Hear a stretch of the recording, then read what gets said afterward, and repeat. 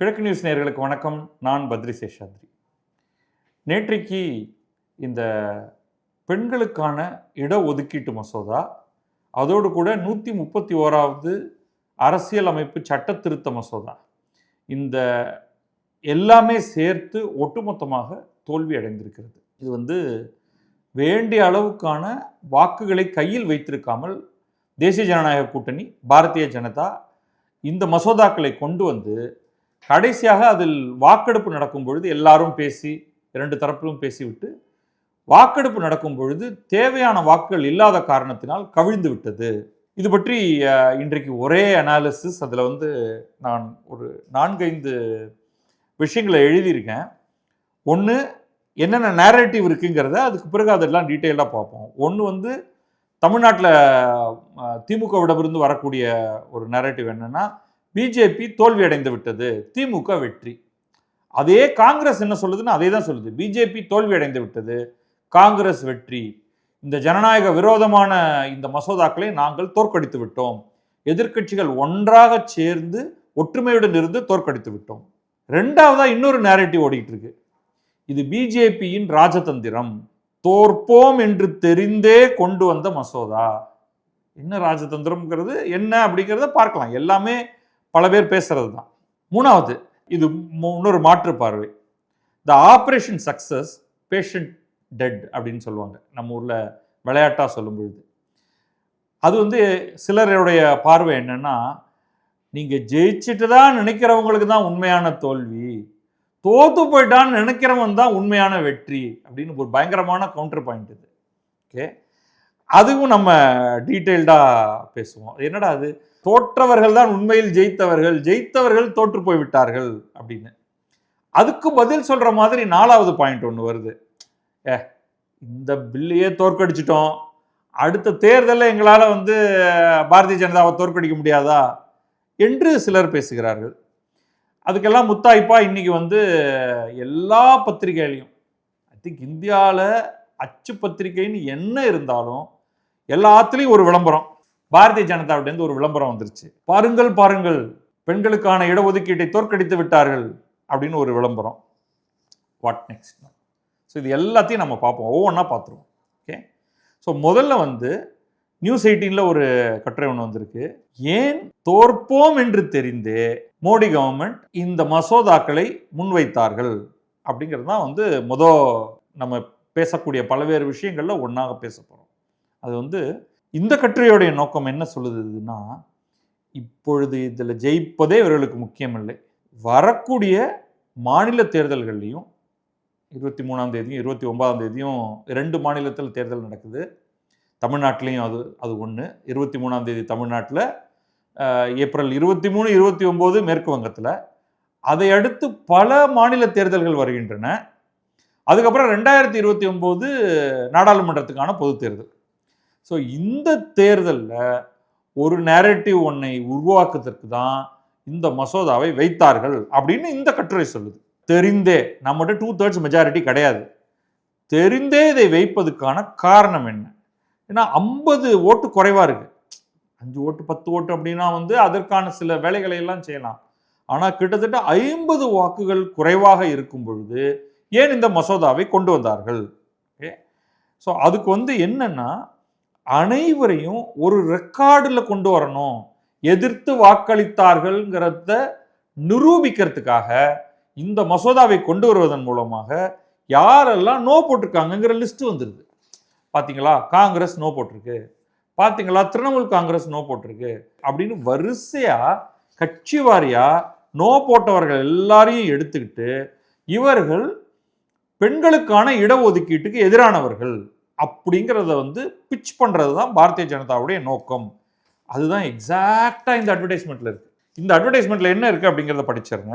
பெண்களுக்கு 33% இடஒதுக்கீடு அளிக்க பிரதமர் மோடி தீர்மானமாக விரும்பினார், அரசியலமைப்பு சட்டத்தில் மாற்றம் கொண்டு வந்தார், நீதிக்கு உத்தரவாதம் அளித்தார். ஆனால் காங்கிரஸ் பெண்களுக்கு எதிரான மனப்போக்கை வெளிப்படுத்தியது, தொகுதி மறுவரையறையில் குறை காணும் பின்னணியில் ஒளிந்து கொண்டது, தென் மாநிலங்களுக்கு தொகுதிகள் குறைந்துவிடும் என்று பொய்யை பரப்பி அந்த மசோதாவை மறுதளிப்பு செய்தது. ஆனால் இதுதான் உண்மை. உண்மையில் தமிழ்நாட்டுக்கு தொகுதிகள் அதிகரிக்குமே ஒழிய இழப்பு ஏற்படாது. டப்பா போட்டாங்க. அப்போ இது தமிழ்நாடு ஸ்பெசிஃபிக்காக இந்த ஆடை போட்டிருக்காங்க. கர்நாடகாவில் கர்நாடகா ஸ்பெசிஃபிக்காக இருக்கும், கேரளாவில் கேரளா ஸ்பெசிஃபிக்காக இருக்கும்னு ஊகிக்கிறேன் நான். மாநிலம் தமிழ்நாடு, நடப்பு தொகுதிகள் 39, நடப்பு விகிதம் 7.18%, மறுசீரமைப்புக்கு பின் தொகுதிகள் 59, புதிய விகிதம் 7.23%. இதெல்லாம் நம்ம ஏற்கனவே பேசிட்டோம். பட் இந்த ஆட்ல இதெல்லாம் இருக்கு. இப்பொழுது இந்தியாவில் உள்ள பெண்கள் கேட்பார்கள், காங்கிரஸ் ஏன் பெண்களுக்கு எதிராக உள்ளது என. இந்த ஆடு இன்னைக்கு காலையில் ட்விட்டரில் நான் பார்க்க ஆரம்பிச்சிட்டேன். அதில் சில பேர் கேட்ட கேள்வியை, ஏயா தேர்தல் நடந்துகிட்டு இருக்கு, இப்போ பாரதிய ஜனதாவின்னு கேட்குறாங்க, ஏன் எங்கே பார்த்தாலும் காங்கிரஸ் காங்கிரஸ்னு போட்டிருக்கீங்க? எதிர்த்தாப்புல வாக்களித்தது யாரு? திமுக தானே. திமுக தானே மெயின் கட்சி தமிழ்நாட்டை பொறுத்த வரைக்கும். உங்களுடைய மெசேஜிங்லேயே ஆனால் திமுக பெண்களுக்கு எதிரான மனப்போக்கை வெளிப்படுத்தியது. திமுக ஏன் பெண்களுக்கு எதிராக உள்ளது? நேஷனலி நீங்கள் காங்கிரஸ்ன்னு சொல்லிக்கலாம். பட் தமிழ்நாட்டில் இந்த ஆடு வரும்பொழுது காங்கிரஸுங்கிற ஒரு சத்தப்பாம்பு போட்டு ஏன் அடிக்கிறீங்க அப்படின்னு ஒருவேளை நாளைக்கு வரலாம். திமுக பெண்களுக்கு எதிரான மனப்போக்கை வெளிப்படுத்தியதுன்னு ஒருவேளை நாளைக்கு வரலாம். பட் இன்னைக்கு வந்திருக்கிற ஆடு இது. ஸோ ஃபர்ஸ்ட் பாயிண்ட் நீங்கள் பார்த்துட்டீங்க. நேரேட்டிவை எப்படி ப்ரெசென்ட் பண்ண போகிறாங்க பாரதிய ஜனதா அப்படிங்கிறது இந்த இடத்துல வந்துருச்சு. அதைத்தான் இந்த கட்டுரை சொல்லுது. By pushing for the vote, government has archived a list of names that will undoubtedly be used in future campaign rallies to claim that the opposition actively blocked the Nari Shakti Vandan Adhiniyam. அதுதான் point. நீங்கள் ஒரு ரெக்கார்டை ஏற்படுத்திட்டீங்க. யாரெல்லாம் no ஓட்டு குத்தினானோ அவங்கள காமிச்சு பெண்களுக்கு எதிரானவர்கள், எந்த கட்சியெல்லாம் இதை செய்ததோ பெண்களுக்கு எதிரானவர்கள் அப்படின்னு இந்த ப்ரெசன்டேஷனை இவங்க கொடுத்துருவாங்க அப்படின்ட்டு.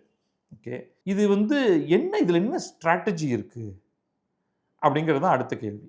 ரைட், சரி, இது வெறும் இந்த அட்வர்டைஸ்மெண்ட்டோட முடிஞ்சு போயிருச்சா அப்படின்னா, கவர்மெண்ட் என்ன எதிர்பார்த்தாங்க அப்படின்னா, எதிர்கட்சிகள்லேருந்து சில பேராவது பிரிந்து இந்த ஐடியா இருக்கு இல்லையா, அதாவது அந்த நாடாளுமன்றத்துடைய இடங்களை அதிகப்படுத்துவது, 543 815 என்ற எண்ணுக்கு போகுது. அதில் சில பேராவது பிரிந்து வருவார்கள் அப்படின்னு அவங்க எதிர்பார்த்துருக்காங்க. ஆனால் அந்த பர்டிகுலர்லி சில ரீஜனல் பார்ட்டிஸ்க்கு இதனால் இடங்கள் அதிகமாக கிடைக்கும் அப்படிங்கிற ஒரு ஆர்வத்தில் அவர்கள் இதற்கு வாக்களிக்கலாம்னு. ஆனால் அது நடக்கலை. முக்கியமாக எதிர்கட்சிகள் ஒன்றாகவே தான் இருந்தன. பர்டிகுலர்லி ராகுல் காந்தி மிக நிறையா சொந்த கதை சோக கதையெல்லாம் சிலதெல்லாம் பேசினார். அவர் எதுக்காக ராகுல் காந்தி பேசும்பொழுது அவர் என்ன திட்டத்தோடு பேசுகிறார் அப்படின்னே நமக்கு புரியாது. பல விஷயங்கள் எல்லாம் பேசினார். ஆனால் பயங்கரமாக சில விஷயங்களை எதிர்த்து பேசினார். பர்டிகுலர்லி பர்சனல் அட்டாக் நிறையா இருந்தது. அவர் நரேந்திர மோடியை பற்றி பேசும்பொழுது நரேந்திர மோடி அப்பப்போ நிறைய மேஜிக் ஆக்ட் எல்லாத்தையும் எடுத்து விட்டுட்டு இருந்தார், ஒரு மேஜிஷியன் மாதிரி, மந்திரவாதி மாதிரி. ஆனால் இப்பொழுது அவருடைய மந்திரம் தோற்று போய்விட்டது அப்படின்னு சொல்லிட்டு தென் மாநிலங்களை எல்லாம் பார்த்து, நீங்கள் கவலையே படாதீங்க, உங்களுக்கு ஒரு பிரச்சனையும் கிடையாது, ஏன்னா நாங்கள் இந்த பில்லை டிஃபீட் பண்ண போகிறோம் அப்படின்னு அவர் தெளிவாக அதை சொல்லியிருந்தார்.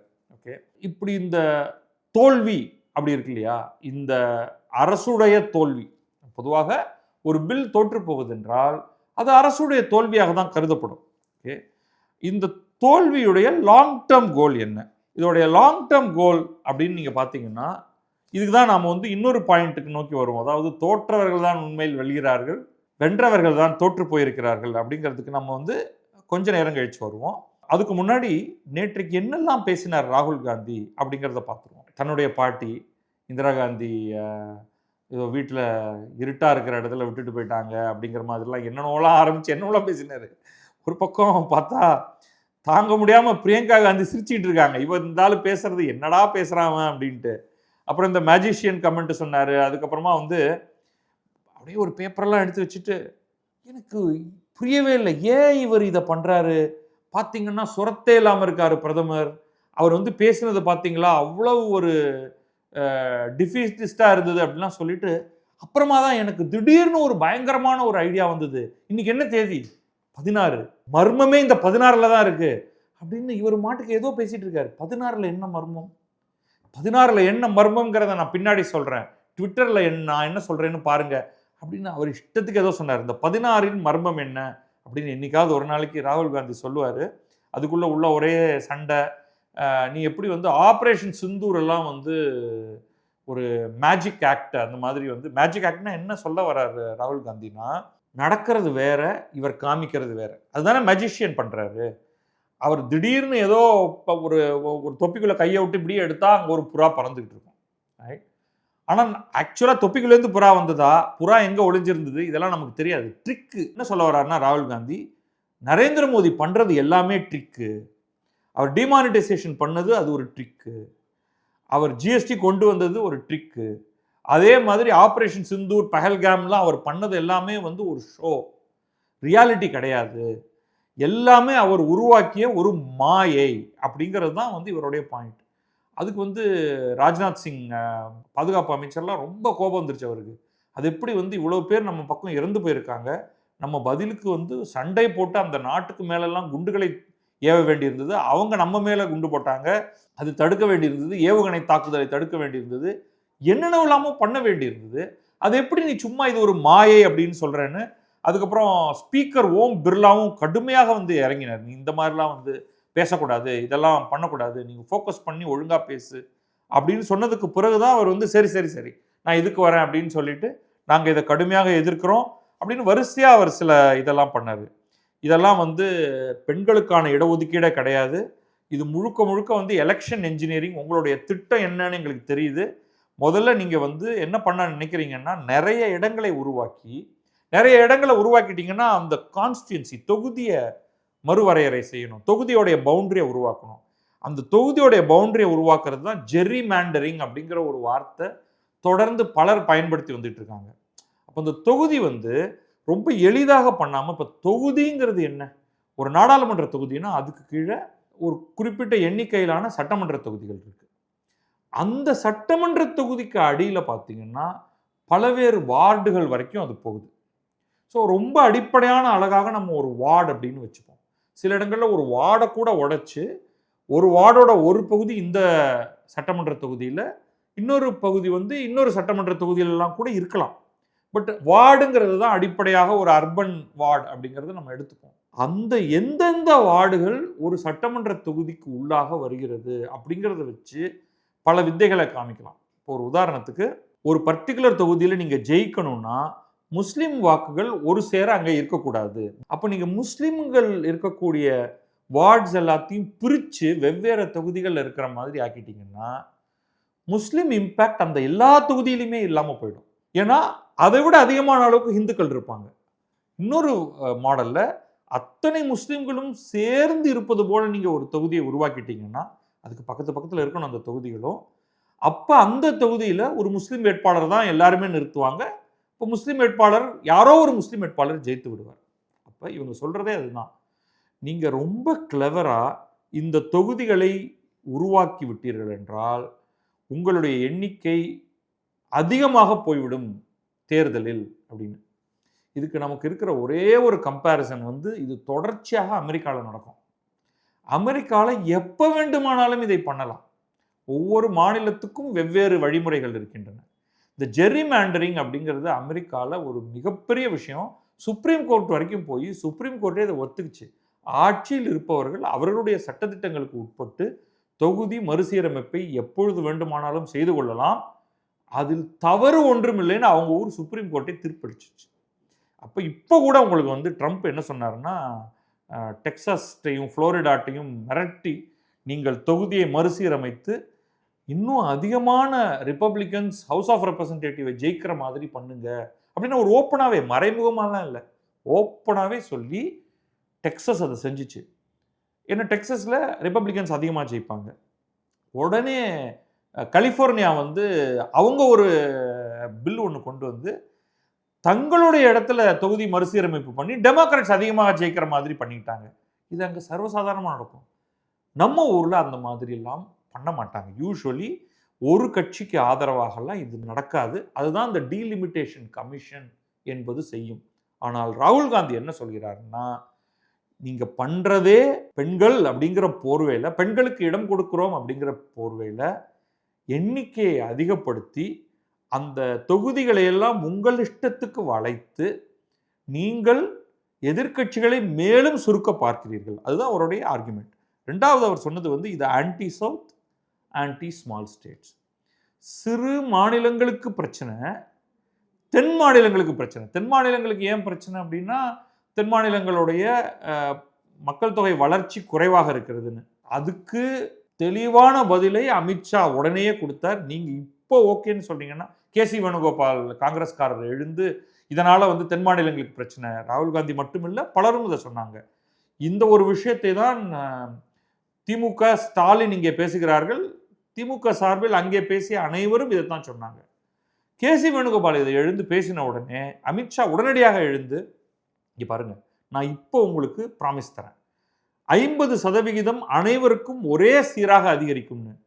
உடனே கேசி வேணுகோபால் கேட்டார், இதெல்லாம் சரிங்க, ஆனால் இந்த பில்லில் அது கிடையாது, நீங்கள் வாயால் தான் சொல்கிறீங்க, பில்லு பேப்பரில் எந்த இடத்துலையுமே அத்தனை பேருக்கும் 50% யூனிஃபார்மாக இன்க்ரீஸ் பண்ணுவேன்னு இல்லையே அப்படின்னு.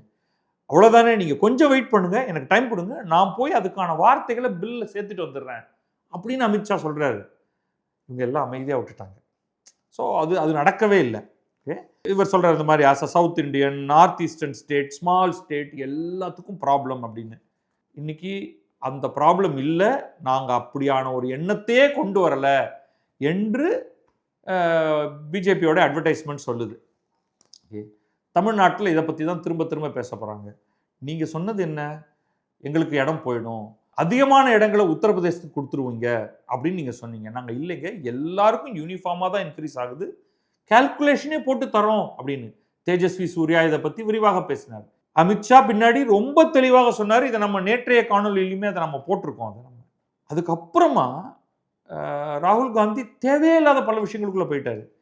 கேஸ்ட் சென்சஸ் எடுப்பீங்களா, கேஸ்ட் சென்சஸ் இதுக்குள்ள எப்படி கொண்டு வருவீங்க அப்படிங்கிறாரு. கேஸ்ட் சென்சஸுக்கு இதுக்கு என்ன சம்பந்தம்? கேஸ்ட் சென்சஸ் ஒரே ஒரு விஷயத்தை மட்டும்தான் தீர்மானிக்கும். அது என்னன்னா, ஒவ்வொரு மாநிலத்திலும் எஸ்சி எஸ்டி எவ்வளவு, இது மட்டும்தான். அந்த எஸ்சிக்களுடைய எண்ணிக்கை எஸ்டிக்களுடைய எண்ணிக்கையோட ஒத்துப்போகுமாறு அந்த மாநிலத்தில் எஸ்சி தொகுதிகள் எஸ்டி தொகுதிகள் இருக்க வேண்டும். அவ்வளோதான், வேற ஒன்றுமே கிடையாது. அப்போ எஸ்சியை எடுத்துக்கிட்டு என்ன பண்ண போறீங்க நீங்க? இதோடைய முக்கியத்துவம் என்ன? நீங்க இந்த கேஸ்ட் சென்சஸ் எடு அப்படின்னு நீங்க சொல்றதுக்கு, கேஸ்ட் சென்சஸுக்கும் இடங்களுக்கும் எந்த சம்பந்தமும் கிடையாது. எக்ஸப்ட் எவ்வளவு தனித்தொகுதிகள் எவ்வளவு பொது தொகுதிகள் அப்படிங்கிறத தீர்மானிக்கிறதுக்கு மட்டும்தான். அப்புறம் திரும்ப திரும்ப ஓபிசி ஓபிசி அப்படின்னு இவங்க பேசிட்டு இருக்காங்க. ஓபிசிக்கு எந்த காலகட்டத்திலும் நாடாளுமன்ற சட்டமன்ற இடங்கள் ஒதுக்கப்படுவது கிடையாது. எத்தனையோ பேர் இதுக்கு முன்னாடி இதே பில்லை கொண்டு வந்துட்டாங்க. மன்மோகன் சிங் நேற்றைக்கு நிஷிகாந்த் துபே பாரதிய ஜனதாவுக்காக பேசும் பொழுது ஒவ்வொன்றத்தையும் கோட் பண்ணாரு. இதே ஓபிசி பிரச்சனையை தூக்கி அப்ப முன் வச்சாங்க மன்மோகன் சிங் பிரதமராக இருக்கும் பொழுது காங்கிரஸ் ஆட்சியில். அவர் சொன்னார், முடியவே முடியாது, ஓபிசிக்கான இடஒதுக்கீடு எல்லாம் இதுக்குள்ள கொண்டு வர முடியாது அப்படின்னு அவரே தெளிவாக சொல்லிட்டார். யாரு? காங்கிரஸ். அதுக்கு முன்னாடி வாஜ்பாய் காலத்திலையும் ஓபிசி அப்படின்னாங்க, முடியாதுன்ட்டாங்க அப்பவும். அதுக்கு முன்னாடி தேவகவுடா காலத்திலையும் ஓபிசி பேச்சு வந்தது. யாரு? லாலு யாதவ் போன்றவர்கள்லாம் அதை கொண்டு வந்தாங்க. எகெயின் அதை யாருமே அக்செப்ட் பண்ணிக்கல. ஏன்னா அதுக்கு கான்ஸ்டிடியூஷன்ல இடமே கிடையாது. அப்ப திரும்ப திரும்ப ஓபிசி அப்படிம்பீங்க, அதுக்கப்புறமா வந்து அதை ரெண்டா பிரிக்கணும், எம்பிசி பிசி, நெவர் ஒர்க். அதுக்கப்புறமா வந்து மத ரீதியான இடஒதுக்கீடு வேணும், கிறிஸ்டியன் இடஒதுக்கீடு, ஒரு காலத்தில் ஆங்கிலோ இந்தியன் இடஒதுக்கீடுன்னு இருந்தது, அதை கம்ப்ளீட்டாக ஸ்டாப் பண்ணியாச்சு. ஏன்னா ஆங்கிலோ இந்தியன்ஸ்னு யாருமே இன்னைக்கு நம்முடைய பாப்புலேஷனில் இல்லை அப்படின்ட்டு அதை கம்ப்ளீட்டாக எடுத்தாச்சு. எஸ்சி எஸ்டி மட்டும்தான் இருக்குது. அந்த எஸ்சி எஸ்டியுமே 10 வருடங்களாகத்தான் அதிகமாகிக்கிட்டே போயிட்டு இருக்கு. ஓகே, பர்மனெண்ட் கிடையாது அதுவும். ஆனால் ஒவ்வொரு 10 ஆண்டுகளும் அதை அதிகப்படுத்திக்கிட்டே இருக்காங்க. அதை வச்சுப்போம் ஒரு பக்கமாக. அப்புறம் திடீர்னு வந்து நீங்கள் பாரதிய ஜனதா மனு தர்மத்தின் அடிப்படையில் இயங்குறீங்க அப்படிங்கிறார். இதில் எதுக்காக மனு தர்மத்தை இங்கே கொண்டு வந்தார் அப்படின்னே தெரியல. திரும்ப பேக்வேர்டு கம்யூனிட்டிஸ், இது பேக்வேர்டு கம்யூனிட்டிஸ், மனுவாதம், இதெல்லாம் வந்து எங்கேருந்து வருது அப்படின்னே தெரியல. இப்படி அவர் நிறையா பேசிட்டு அவர் உட்காந்துட்டாரு. அதுக்கு பிறகு தான் வாக்கெடுப்பு நடந்தது. அதுக்கு பிறகு தான் அமித்ஷா பேசினார். அதுக்கப்புறம் திருப்பி பிரைம் மினிஸ்டர் சில கமெண்ட்ஸ் எல்லாம் சொன்னார். இது எல்லாம் முடிஞ்சும் கடைசியாக தோற்று போய் விட்டது. இப்போ தான் வந்து நம்ம இந்த கடைசி பாயிண்ட்டுக்கு இது நடுவில் ஒரு பாயிண்ட் நம்ம சொன்னோம் இல்லையா, உண்மையிலேயே இந்த பில்லில் தோற்றவர்கள் தான் வெற்றி பெறப் போகிறார்கள், வெற்றி பெற்று விட்டோம் என்று குதிப்பவர்கள் உண்மையில் தோற்றுவிட்டார்கள் அப்படின்னு ஜெயபிரகாஷ் நாராயண் அப்படிங்கிறவர் ஒரு நீண்ட போஸ்ட் வந்து x.com ட்விட்டரில் போட்டிருக்கார். ஜெயபிரகாஷ் நாராயண் வந்து ரொம்ப நான் மதிக்கக்கூடிய ஒருவர், ஆந்திராவைச் சேர்ந்தவர், சிவில் சர்வெண்ட்டாக இருந்தவர். அவர் லோக் சத்தா என்ற ஒரு கட்சியை ஆரம்பித்து அந்த கட்சிக்கு யாரும் வாக்கே போடல. நல்லவனுக்கெல்லாம் வந்து நம்ம போட மாட்டோம், வாக்கு போட மாட்டோம். கட்சி அவர் வந்து கட்சியை கலைச்சிட்டார். கட்சியை உண்மையிலேயே கலைச்சிட்டாரு. கலைச்சிட்டு அவர் வந்து நல்ல கருத்துக்களெல்லாம் சொல்லிகிட்டு இருக்காரு. அதுவும் யாரும் அதிகமாக படிக்கிறது இல்லை. பட் உண்மையிலேயே ரொம்ப நல்ல ஷார்ப்பான மனிதர், நல்ல மனிதர். அவருடைய நான் இதை சேர்த்ததுக்கான காரணம் அவருடைய பாயிண்ட் ஆஃப் வியூ, முக்கியமான பாயிண்ட் ஆஃப் வியூங்கிறதுக்கு. ஸோ அவர் என்ன சொல்கிறாருன்னா, 131வது சட்ட திருத்த மசோதா தோல்வி அடைந்திருக்கிறது. இப்போ என்ன ஆக போகுது? இனிமேல் மக்களவை இடங்கள் 2026 சென்சஸ் டேட்டா படிதான் இருக்கும். த ஃபெயில்யூர் ஆஃப் 131st அமெண்ட்மெண்ட் பில்லுடைய முக்கியத்துவம் என்னன்னா, இதில் அமித்ஷா வாஸ் ரெடி. நான் உங்களுக்கு வந்து 1971 சென்சஸ் அப்படியே கண்டினியூ ஆகிறதுக்கு வார்த்தைகளை இந்த பில்லில் சேர்க்கிறேன் அப்படின்னாரு. இவங்க கேட்கல. இப்போ எனக்கு கொஞ்சம் டைம் கொடுங்க, நான் போய் சேர்த்துட்டு வரேன்னு நாடாளுமன்றத்தில் அவர் பேசினார், நேற்றைக்கு பேசினார். கேட்கல. இந்த 2026 சென்சஸ் படி என்ன நடக்கும்? நம்ம கால்குலேஷன் ஏற்கனவே தெரியும். ஆந்திராவுக்கு 5 இடங்கள் குறையும், தெலுங்கானாவுக்கு 3 இடங்கள் குறையும், தமிழ்நாட்டுக்கு 10 இடங்கள் குறையும், கர்நாடகத்துக்கு 2 இடங்கள் குறையும், கேரளாவுக்கு 7 அல்லது 8 இடங்கள், அது எப்படி நீங்கள் ரவுண்ட் ஆஃப் பண்ணுறீங்கிறத பொறுத்து, ஒடிஷாவுக்கு 4 இடங்கள் குறையும், மேற்கு வங்கத்துக்கு 4 இடங்கள் குறையும். இவங்க எல்லாம் தான் எதிர்த்து வாக்களித்தவர்கள், இத்தனை பேரும். ஓகே, எதிர்த்து வாக்களித்ததோடைய பயன் என்ன? 2020 ஆஸ் பர் த லா கடைசியாக 2023 மசோதா ஒன்று பாஸ் ஆகி இருக்கு. அதை ரிப்பீல் பண்ணுறதுக்கு தான் 131வது இப்போ 2026 சட்டத்திருத்த மசோதா வந்தது. அதை தோக்கடிச்சிட்டாங்க. தோக்கடிச்சவர்கள் யாரு? இன்ட்ரெஸ்டிங்லி ஆந்திர பிரதேசில் அத்தனை கட்சிகளும் இதற்கு வாக்களித்தார்கள். இது வந்து அங்கே ஆட்சியில் இருக்கக்கூடியவர்கள் மட்டுமல்ல, சந்திரபாபு நாயுடுவும் பவன் கல்யாணும் பாரதிய ஜனதாவும் மட்டுமல்ல, ஜெகன்மோகன் ரெட்டியும் இதற்கு ஆதரவாக வாக்களித்து விட்டு நேற்றைக்கு இந்த பில் தோற்று போனதற்கு பிறகு அவர் ட்விட்டரில் எழுதியிருக்காரு, டீட்டெயில்டாக எழுதி, இப்படி போய் இது போய் தோக்கடிச்சிட்டிங்களடா, தோக்கடிச்சதுனால நமக்கு தான் லாஸ் அப்படின்னு அவர் எழுதுறாரு. சந்திரபாபு நாயுடு பெரிய லிஸ்ட் போட்டு நம்ம தோக்க போறோம்யா அப்படின்னு அவர் போடுறாரு. அதே பாயிண்ட் தான் ஜெயபிரகாஷ் நாராயண் சொல்றாரு. பாருங்க, 35 இடங்கள் தென் மாநிலங்களுக்கு கோவிந்தா. மாறாக 4 ஸ்டேட்ஸ், உத்தரப்பிரதேசத்துக்கு 12+ 2026-27 சென்சஸ் படி கிடைக்கும், பீகாருக்கு 10, மத்திய பிரதேஷுக்கு 5, ராஜஸ்தானுக்கு 7, அதை தவிர ஹரியானாவுக்கு இன்னும் மற்றதெல்லாம் இருக்கு. இந்த 4 எடுத்துக்கிட்டிங்கன்னா 34 சீட்டு அவங்களுக்கு போகும். அதாவது தென் மாநிலங்களுக்கு 34 சீட்டு, 35 சீட்டு காலி. வட மாநிலங்களில் வட, மத்திய மற்றும் கிழக்கு மாநிலங்கள், மேற்கு மாநிலங்கள்னு எடுத்துக்கிட்டிங்கன்னா அது பாரதிய ஜனதா ஸ்ட்ராங்காக இருக்கிறதுக்கு 34 சீட்டு அதிகமாகும்.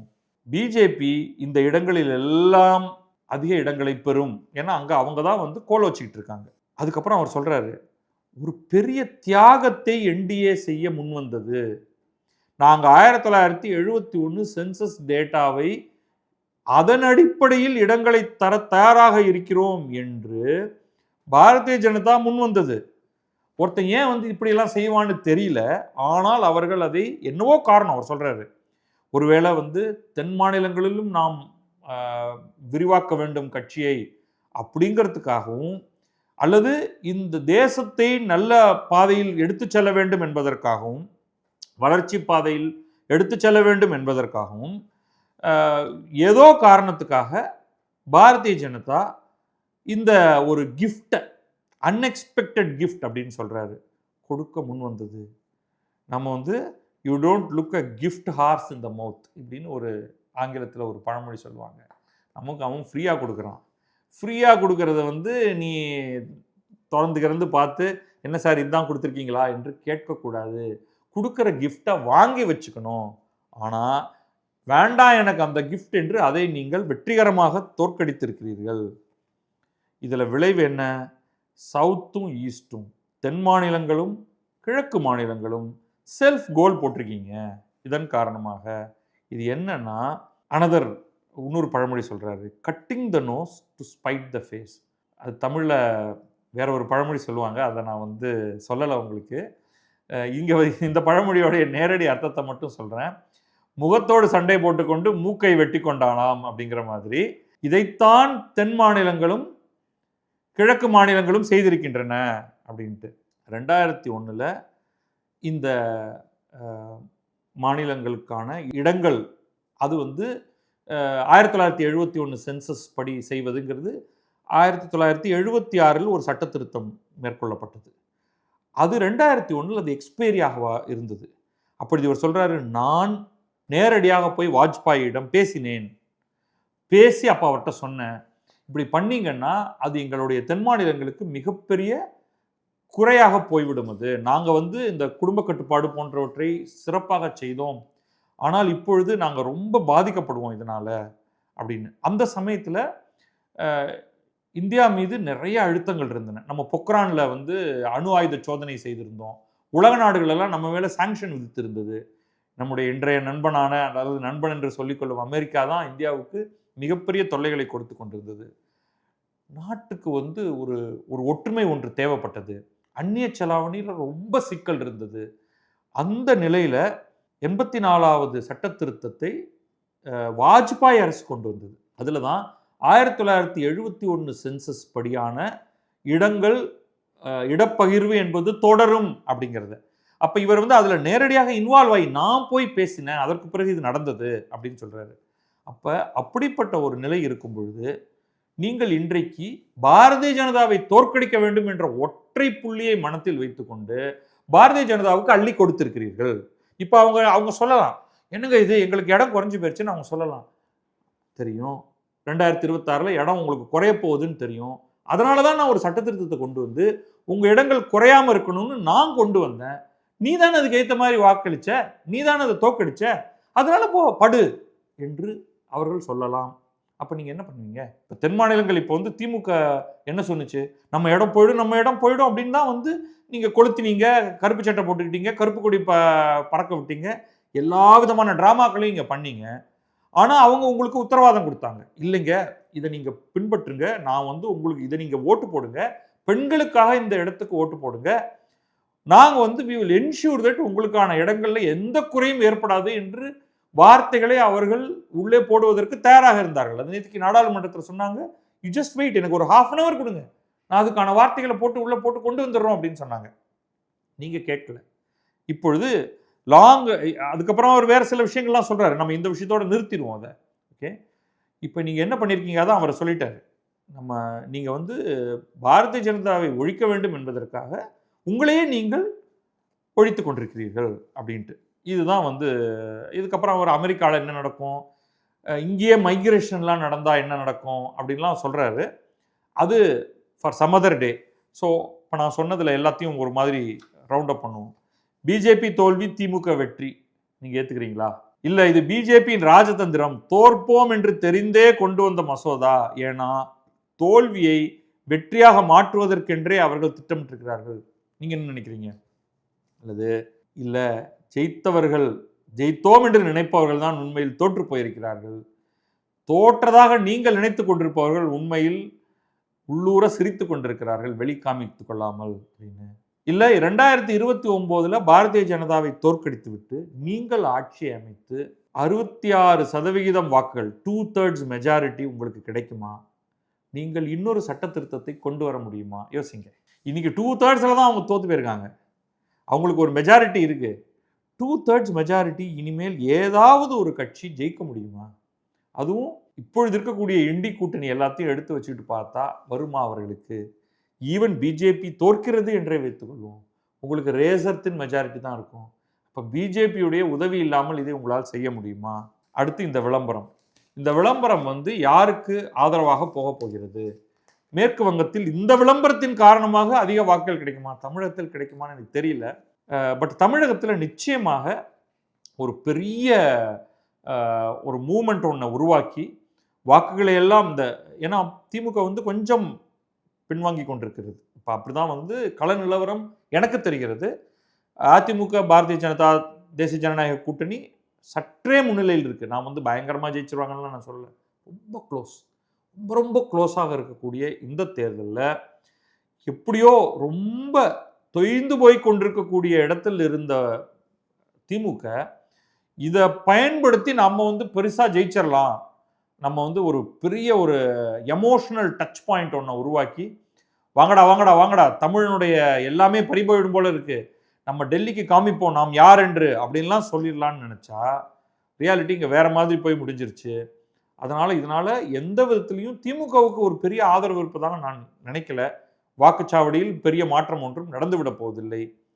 ஆனால் இந்த அட்வர்டைஸ்மெண்ட் தமிழ்நாட்டில் ஏதாவது விளம்பரத்தின் மூலமாக தேசிய ஜனநாயக கூட்டணிக்கு ஏதாவது கிடைக்குமானா தெரியல. ஏன்னா இப்போ அண்ணாமலையுடைய கேம்பெயினை அவர் இதை முன்வைக்க ஆரம்பிச்சிட்டாரு. எடப்பாடி பழனிசாமி எல்லாரும் ஒன்றாக சேர்ந்து பேசும்பொழுது பெண்களுக்கு இடஒதுக்கீடு தந்து தமிழ்நாட்டின் இடங்களை காப்பதற்கு நாங்கள் முன் வந்தோம், நாங்கள் அப்படின்னு சொல்லணும். ஆனால் திமுகவும் காங்கிரஸும் சேர்ந்து குழி பறித்து பெண்களை ஏமாற்றி விட்டது. இதுதான் டேக்லைன். இதை செய்வார்களா அப்படின்னு பார்க்கணும். அதை மக்கள் ஏற்றுக்கொள்வார்களா, பெண்கள் அதை புரிந்து கொள்வார்களா, அதன் காரணமாக பெண்களுடைய வாக்குகள் திமுகவுக்கு போடலாம் என்று இருந்தவர்கள் மாறுவார்களா, இதெல்லாம் $1 மில்லியன் கொஸ்டின். அடுத்த வாரம் இதே நேரம் அதுக்குள்ள தேர்தல் முடிஞ்சிருக்கும். ஆனாலும் நமக்கு ரிசல்ட் தெரியாது, அதுக்கு இன்னும் நாள் இருக்கு. என்ன நடக்கிறது அப்படிங்கிறது நமக்கு ஒரு எக்ஸிட் போல் கூட நமக்கு 29ஆம் தேதி தான் தெரிய போகுது. 29ஆம் தேதி மாலையில் தான் தெரிய போகிறது. ஆனால் இது ஒரு சுவாரஸ்யமான அத்தியாயம். ஓவரால் என்னென்ன பாசிபிலிட்டிஸ் இருக்குங்கிறது எல்லாத்தையும் பேசிட்டேன். இதோட டீலிமிட்டேஷன் நம்ம ஒரு முழுக்கு போட்டுருவோம். நன்றி, வணக்கம். நான் பத்ரி சேஷாத்ரி. இது கிழக்கு நியூஸ்.